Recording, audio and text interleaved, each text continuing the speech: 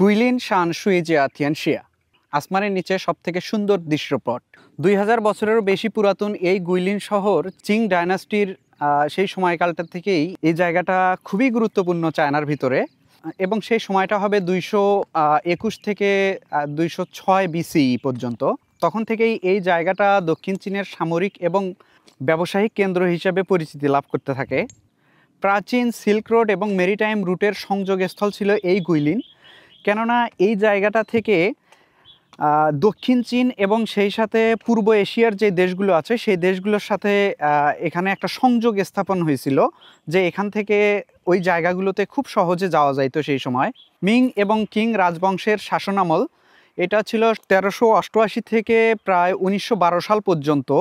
তারাও এই জায়গাটা সেই সময় ব্যবসায়িক এবং প্রশাসনিক কাজের জন্য ব্যবহার করছিল।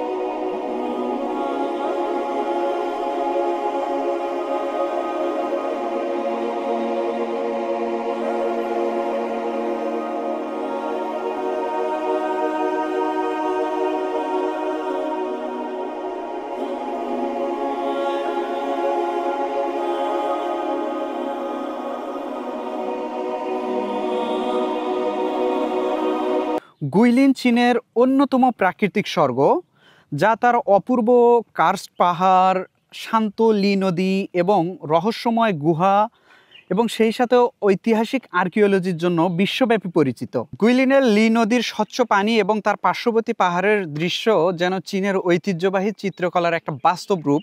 এখানে শুধু প্রাকৃতিক দৃশ্য না, এবং ঐতিহাসিকভাবেও এই জায়গাটা খুবই সমৃদ্ধ। এর কারণ 1368 সালে যখন মিং ডায়নাস্টির সূচনা হয়, তখন তারা দক্ষিণ চীন শাসন করার জন্য এই গুইলিনটাকে বেছে নেয় এবং এই জায়গাতে তারা একটা প্যালেস বানায়। যে প্যালেসটা বানাইতে তাদের প্রায় সময় লেগেছিল ওই সময় প্রায় 20 বছর, এবং প্যালেস নির্মাণ করার পরে তারা দক্ষিণ চীন শাসন করে এই গুইলিন থেকেই। এগুলো ছাড়াও গুইলিনে Maoershan, Yaoshan, Elephant Trunk Hill, Jingjiang Palace, Daxu Ancient Town, Longji Rice Terrace, Yangshuo, Reed Flute Cave, Fubo Hill, Li নদী সহ আরও অসংখ্য জায়গা এই জায়গাতে আছে, যে জায়গাগুলো আমরা আস্তে আস্তে দেখতে থাকবো। আর এই ভিডিও ভালো লেগে থাকলে অবশ্যই আমার চ্যানেলকে সাবস্ক্রাইব করবেন এবং আপনারা আপনাদের মতামত জানাবেন।